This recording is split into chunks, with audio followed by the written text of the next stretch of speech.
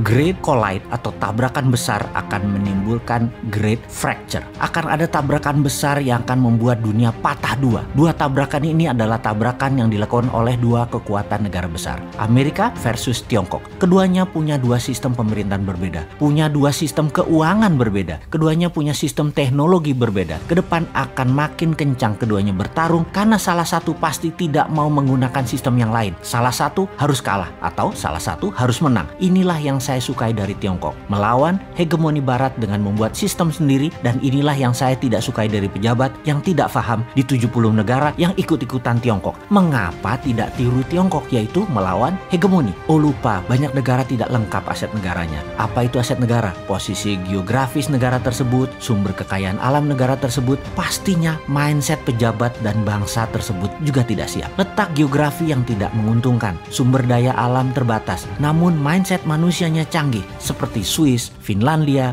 New Zealand, dan banyak negara lain yang kecil dan banyak keterbatasan namun tetap makmur, sejahtera, dan dihormati. Indonesia memiliki segalanya, geografi lokasi yang strategis, sumber daya alam berlimpah, baik yang di dalam tanah maupun yang tumbuh di atas permukaan tanah, termasuk kekayaan lautnya seperti perikanannya. Tiongkok tidak selengkap kita punyanya. Amerika juga tidak punya kalau urusan kekayaan alam dan lokasi strategis negaranya seperti Indonesia. Yang tidak dimiliki bangsa dan negara Indonesia saat ini adalah cara mengelola negara yang akan membuat Indonesia menjadi negara superpower. 7 presiden ditambah semua kandidat terkuat yang katanya di tahun 2024 akan jadi presiden, top 10-nya deh sebut, tidak akan membuat Indonesia menjadi negara yang melakukan game changers. Yang ada hanya menjadi follower negara besar, sama mereka semua. Bahkan sama oligarki lokal saja sudah bertekuk lutut, apalagi globalis. Ditambah dua negara besar yang bertarung yang akan membuat dunia terbelah dua. Indonesia belum punya grand plan terhadap ketiganya, terhadap keempatnya, terhadap masalah semua itu. Mardi Gunesen menantang hegemoni barat, menantang komunis Tiongkok, menantang globalis, serta membubarkan oligarki lokal. Untuk itu kita harus memahami apa yang terjadi dalam 3 hal besar yang bakal terjadi yang harus diwaspadai selain mempersiapkan diri, membuat sistem sendiri di dalam strategi bernegara. Bahaya pertama adalah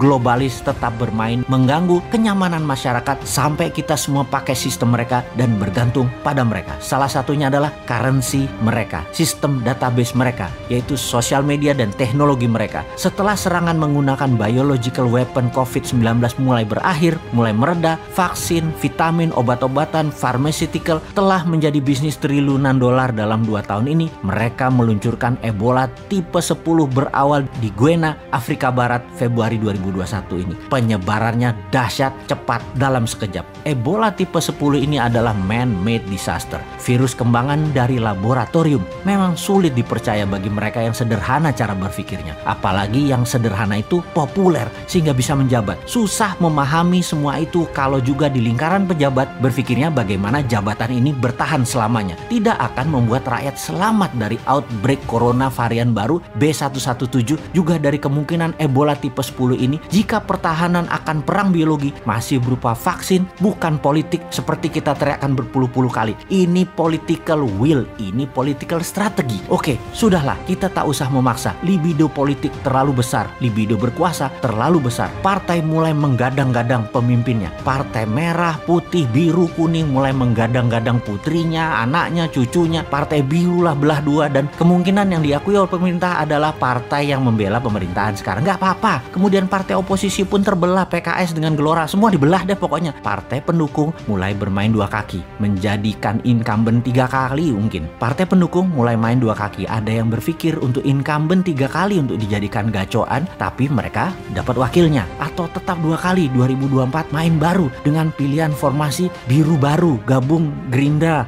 Kalau ternyata Pak Prabowo menurun elektabilitasnya di tahun 2023 atau putrinya elektabilitasnya tidak naik-naik juga dalam 5 besar, formasi diubah lagi. Formasi yang rumit dan banyak tadi tidak satu pun punya grand plan membuat Indonesia menjadi pemenang di 2045 dengan sistem melawan hegemoni dan melawan obor Tiongkok. Semuanya old mind. Semoga pesan ini disadari kaum new mind. Adopsi new mind dan buat alternatif ketiga. Bukan geng incumbent, bukan geng oposisi, tapi NKRI garis lurus, berani dan lucu.